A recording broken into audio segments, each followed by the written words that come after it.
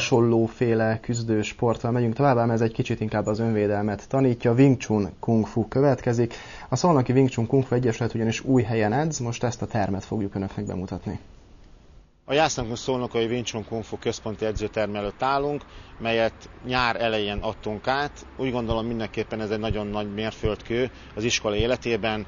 Új terembe költöztünk, és úgy gondolom, hogy ez a terem méltó arra, amit valójában a Leonting Wing Chun képvisel. Nézzük meg, hogy is néz ki ez a terem.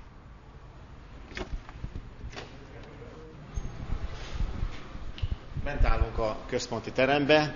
A központi teremnek a úgymond középvonal részén helyezkedik el a Légi Pólóklubnak végig is ugye a központi helye. Itt fönt a részen olyan, mintha bent lennénk egy filmszínházba, képek találhatók az iskolának az életébe, illetve nekem, amikor akár első mesterfokozatra, második, negyedik mesterfokozatra vizsgáztam. Ezek mindenképpen egy történelmet mutatnak, és a történelemnek ugye fontos része maga azon a képek, amik így láthatók mesterdiplomától kezdve, illetve azok a fontosabb események, amit én gondoltam, hogy végig is kihelyezünk. A másik ugye a teremnek egy nagyon része maga a tükör. Tükör fölött láthatják azokat a különböző Wing Chun Kung Fu-nak a legutóbbi részeit, a katonai, rendőri kiképzésekben nagyon nagy részt lehet venni, illetve láthatók kisebb ilyen relikviák, amik éppen nagymestertől sajátnak egy ilyen kis rajzos része van az egésznek, és utána nagyon fontos maga a mesterek, a szentély. A szentély tetején van ugye Ipman nagymester, Leontin nagymester és Mádai Norbert Szifó, és hát maga a zászló, a hosszú rudakkal, és hát a nagyon híres ugye faobával, amit már nagyon többször ugye láthattunk. A Mukjáng Csong, ugye fabábúnak használt cölöpökről van szó, ezen nagyon szép kis gyakorlatokat lehet végezni. Utolsó pustakezes része a mesterré válásnak, ugye a negyedik mesterfokozatra erre kellett nekem végül is vizsgázni. És itt állunk most bent a terembe, ami teljesen látható, maga burkolat végül is elkülönül a normától.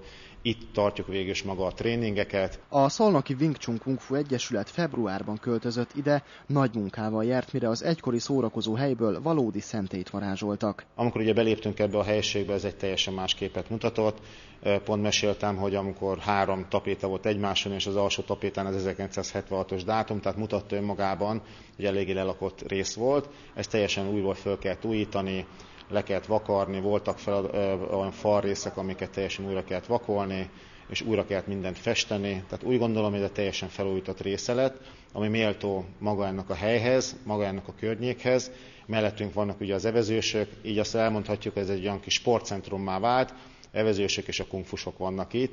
Ezzel mindenképpen gondolom, ez magunknak is, meg a környéknek is végig is ez egy felemelő, és külső szempontból is igazából esztétikus. A hely méretéből adódóan inkább a kisebb csoportos foglalkozásokra ad lehetőséget. Itt a központi teremben hetente 3-4 alkalommal vagyunk. Itt csütörtökön például mai napon is úgymond futóedzések, kis csoportos foglalkozások vannak haladótréningek, magánórák. Ezzel próbáljuk igazából azokat a gyakorlatokat, azokat a feladatokat gyakorolni, ami normál edzésen nem tudunk. A normál edzéseink ugye a Pálffy vízügyi szakközépiskolában vannak a tornatermében, ott vannak a felnőtteknek és a gyermekeknek a központi edzése, az az úgynevezett nagy edzés, ez meg valójában a kisebb, kiscsoportos foglalkozásoknak a helyszíne. Minden edzés a szokásos rituáléval, tiszteletadással kezdődik. Meghajlás Ipman nagymesternek. Szigyóan Ping.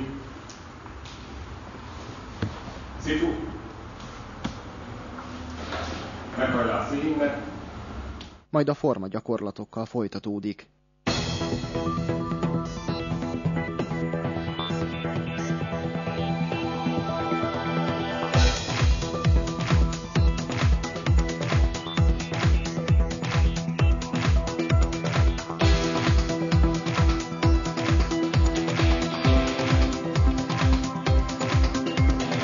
Majd párokat alkotva különböző önvédelmi technikákat gyakorolnak. Ahogy jön a fogás, ugye tolsz, középen csavar, beviszed és befejezed. Szúrás, csavar és befejezed. A csoportban természetesen hölgyek is vannak, számukra is remek lehetőségeket kínál ez a sport. Ide eljövök és feltöltődöm. Tehát itt levezetem a feszültségemet, és jól érzem magam a csapatban, tehát Békési Szinging nagyon ért ahhoz, hogy összetartsa a csapatot, tehát nagyon jól érezzük magunkat együtt is. Tehát energiám lesz utána, másnap ugyanúgy frissen ébredek. Mivel a Wing Chun alapvetően önvédelmi technikára tanít, rendkívül nagy hasznát is lehet venni. Biztos, hogy tudnék már védekezni, tehát szembe tudnék szállni vele, mert önbizalmat adott. Tehát az más kérdés, hogy milyen szinten tudom magam megvédeni, de önbizalmam az már van. A napi edzés szintén tiszteletadással zárul.